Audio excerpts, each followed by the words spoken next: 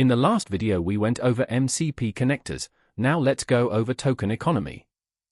Read usage.input_tokens as your total input cost, and you will systematically understate your bill, sometimes by orders of magnitude, because that field counts only the tokens after your last cash breakpoint. This is the single biggest source of cost estimation error on the platform, and it's entirely avoidable once you know it. Base price per model, then batch at half, cache writes and reads at their own multipliers, a regional surcharge, and fast mode replacing the base rate entirely. None of these are exotic, they're all documented, but modeling the real cost of a feature means accounting for every one that applies. Same 100,000 input tokens, 3 different totals. Uncached and synchronous costs 50 cents on Opus 5. Switch that same content to a cached read and it drops to 5 cents.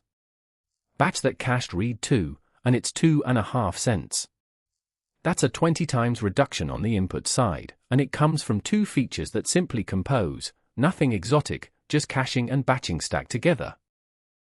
3 things quietly inflate your real bill past what the obvious field suggests.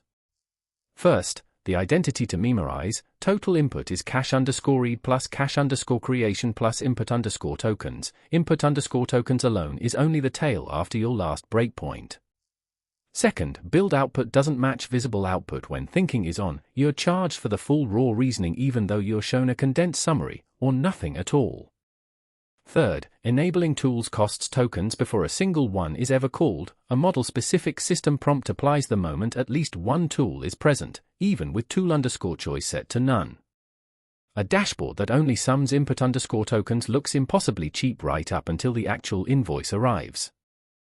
6 levers, ranked by how much they actually move the number. Right-sizing the model comes first and it isn't close. Haiku for classification and extraction, Sonnet for most production work, Opus reserved for genuinely hard reasoning, a 5 to 10-fold difference. Lowering effort reduces every output token, not just thinking. Caching the stable prefix is worth 10 times on repeated input, plus the rate limit headroom that comes with it.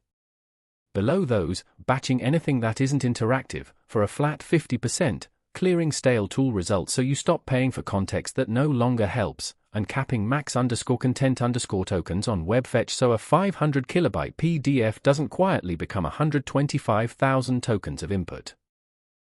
For thing people make mistakes on.